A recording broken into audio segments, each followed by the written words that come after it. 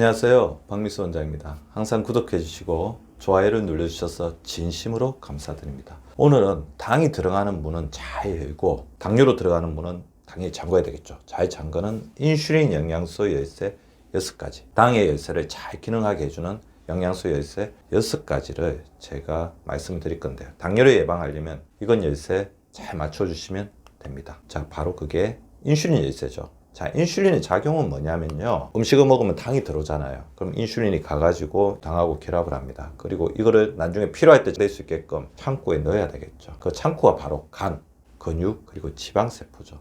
간, 근육, 지방세포에는 인슐린 수용체가 표면에 있습니다. 그래서 당하고 인슐린이 같이 오면 인슐린하고 식별을 하는 거죠. 인슐린 수용체가 괜찮은 인슐린이지. 그래서 괜찮으면 인슐린 수용체하고 인슐린이 결합을 하면 문이 열리고 간으로 당이 들어가는 거. 그래서 적절하게 당을 저장해야지 나중에 필요할 때 꺼내 쓰겠죠. 지방세포를 잘 저장했다가 필요하면 꺼내 씁니다. 근데 문제는 뭐죠? 우리가 당을 너무 많이 먹는다는 거죠. 그리고 인슐린을 너무 괴롭힌다는 것입니다.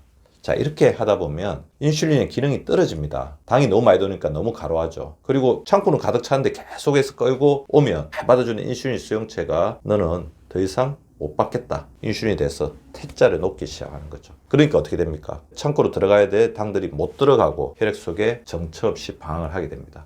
인슐린도 일을 못하고 있으니까 따라서 방황하게 되겠죠. 더 많은 인슐린이 나와보지만 제대로 기능이 안 될 뿐입니다. 그래서 당뇨가 있으신 분들, 식사 습관이 잘못되신 분들 살펴보면 혈액 속에서도 인슐린도 많이 돌아다니는데 그 인슐린들은 기능이 떨어진 인슐린 저항성 상태의 인슐린이라는 거죠. 자, 그 오른쪽 그림을 보시면 당이 세포 속에 저장이 거의 안 되고 혈액 속에 돌아다니는 걸 볼 수 있죠. 그러니까 필요할 때 꺼내 쓰지 못하니까 저혈당이 오죠. 에너지가 떨어지고 근육이 줄어들고, 그리고 이런 당들은 혈액 속에 돌아다니다가 신장을 찌르고 눈을 찌르고 심장을 찌르고 그리고 소변으로 빠져나오게 되는 겁니다. 따라서 인슐린이 인슐린 수용체하고 잘 결합할 수 있도록 인슐린 열쇠 자체를 아주 깨끗하고 잘 관리해 주는 게 필요합니다. 자, 인슐린 수용체가 이 인슐린이 열쇠를 갖고 와서 열어달라고 하는데 기능이 떨어진 인슐린, 맞지 않는 인슐린이라고 한다면 문을 열어주지 못하게 되는데, 그렇게 만드는 것은 인슐린을 혹사시키는 우리라는 것입니다.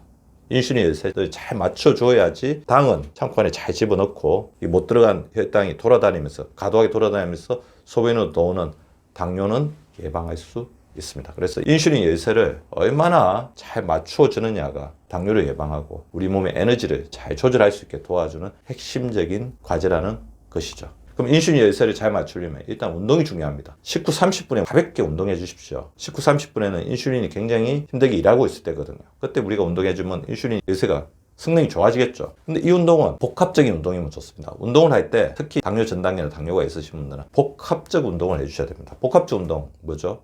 유산소 운동과 근력 운동을 같이 결합을 시켜야 된다는 거죠. 혈관과 근육 두 개를 같이 우리가 가져가야지 인슐린은 최고의 힘을 얻습니다. 유산소 운동만 이렇게 주구장창 하셔도 안 되고 근력 운동만 주구장창 하셔도 안 됩니다. 두 가지 운동을 반반으로 하시면 좋을 것 같아요. 뭐 자기의 선호가 있다면 6대4 정도.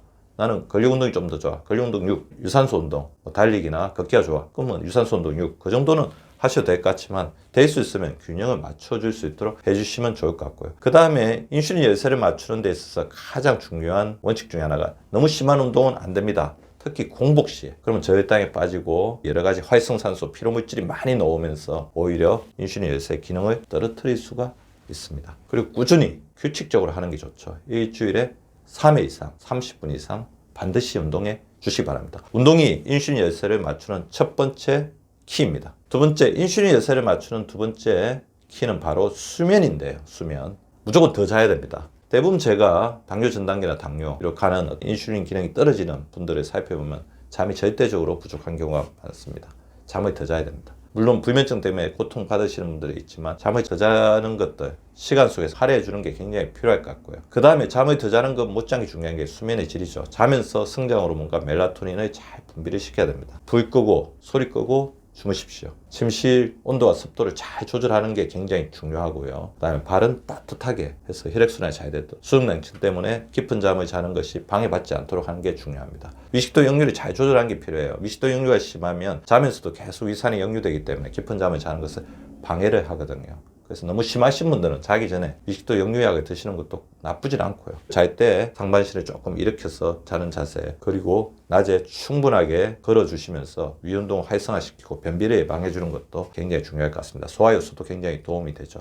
인슐린 열쇠를 맞추는 두 번째 키, 수면이었습니다. 인슐린 열쇠를 맞추는 세 번째 키는 당연히 스트레스를 낮추는 거죠. 정신적 스트레스 조절하셔야 됩니다. 그래서 제가 정신적 스트레스를 조절하는데 제일 중요한 건 생각을 줄여야 된다고 했죠. 시간 날 때마다 생각 중지 훈련 하시고, 생각 중지 훈련 자체가 조금 자기한테 안 맞다고 생각하면 호흡 훈련을 하는 거 중요해요. 5, 3, 5 이렇게 호흡에 집중하는 것 자체가 생각을 중지시키는 그런 효과를 같이 줄 수 있거든요. 그래서 생각 중지 훈련이나 호흡 훈련 해주시기 바랍니다. 그리고 음식적 스트레스도 굉장히 좋지가 않습니다. 그래서 트랜스 지방, 인스턴트 음식에 들어있는 트랜스 지방 같은 경우에는 인슐린 열쇠를 불량으로 만드는데 굉장히 영향을 많이 미치죠. 정제 탄수화물이 더불어 굉장히 위험합니다. 흰 밥빵면 주의해 주십시오. 흰색의 밥빵면이 있다면 인슐린 열쇠가 굉장히 힘들 수도 있겠구나, 불량이 날 수도 있겠구나, 그렇게 생각을 하셔야 됩니다. 그리고 인슐린 열쇠에게 스트레스를 주는 식사법, 과식, 야식, 밤에 먹는 거, 폭식, 한꺼번에 몰아서 먹는 거, 속식, 빨리 먹는 거, 다 인슐린에게 스트레스 주어서 인슐린 열쇠 고장, 불량을 초래할 수 있는 식사법들입니다.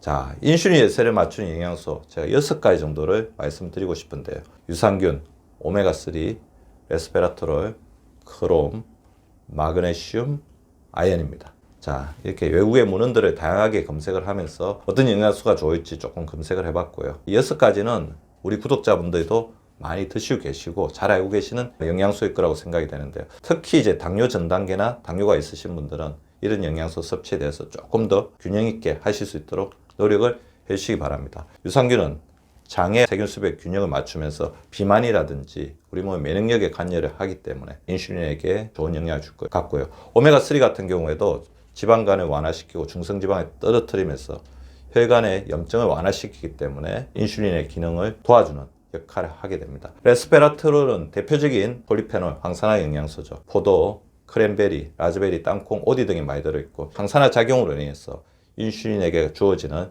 여러 가지 활성산소 스트레스를 줄여주는 역할을 한다고 알려져 있습니다. 크롬은 인슐린 수용체, 인슐린의 센시티비티, 민감도를 올리는 데 도움을 주는 미네랄로 알려져 있고 파인애플, 홍합, 소고기, 코코아 가루, 완두콩 등의 음식에 풍부하게 들어있다고 알려져 있습니다. 마그네슘은 긴장을 완화시키는 역할을 하기도 하고요. 그래서 밤에 숙면을 취할 수 있기 때문에 멜라토닌이나 인슐린의 기능을 올리는 데 도움을 줄 수도 있습니다. 그리고 마그네슘 자체가 인슐린의 기능에 도움을 주는, 그래서 당뇨 예방, 혈당을 낮추는 데 도움을 주는 영양소도 알려져 있습니다.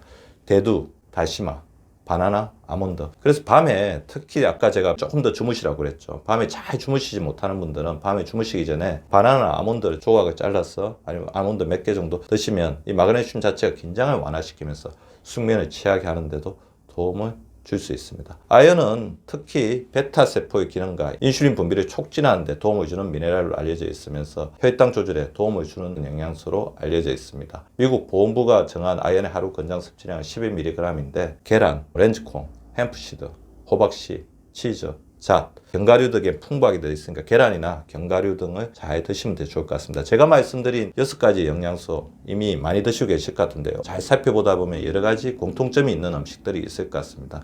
그래서 자기가 좋아하는 선호에 따라서 그리고 잘 구할 수 있는 획득 가능성에 따라서 몇 가지를 정해 놓으시고 골고루 일주일 단위로 돌아가면서 섭취를 하시면 좋을 것 같습니다. 인슐린이 편하게 인슐린 수용체가 지키고 있는 당 창고 문을 열 수 있도록 열쇠를 잘 맞추어 주시기 바랍니다.